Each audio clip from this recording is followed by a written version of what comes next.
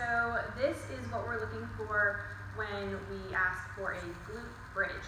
There's a few different variations of it, but the basic variation that we're going to perform today is actually two different ones.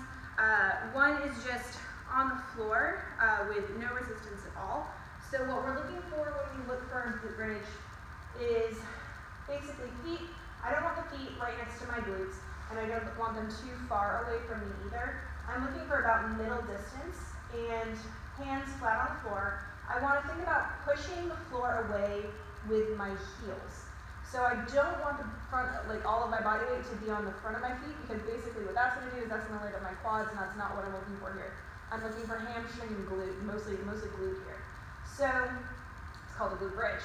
So as I press the floor away with my heels, my hips are going to come up to full extension, and I squeeze my glutes at the top of this lift. So I shouldn't be feeling really much of anything at the front and the quads. I shouldn't be feeling anything kind of deep in the hamstring down here. I should feel this right at the base of my glutes. Okay? So I bring the hips up to full extension. We come back down. So I want to make sure that my back is flat the whole time and that I'm engaged, my core is engaged as well.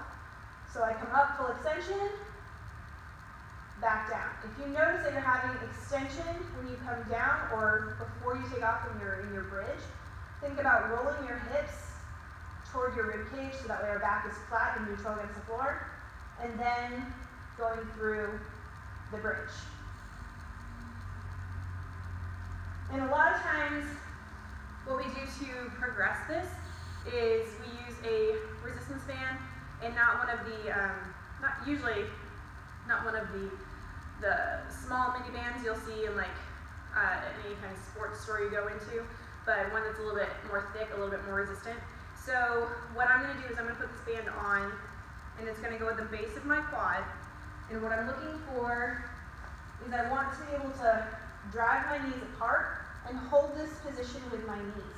So now I've got constant resistance against the band, and this is forcing me to engage my glutes the entire time. So there's no way for me to cheat here. So I want to keep my knees apart, perform the same lifts, push with the heels, squeeze the glutes at the top, getting full hip extension, and then come back down to the floor. All while keeping resistance against that band and keeping my knees driving out against the band.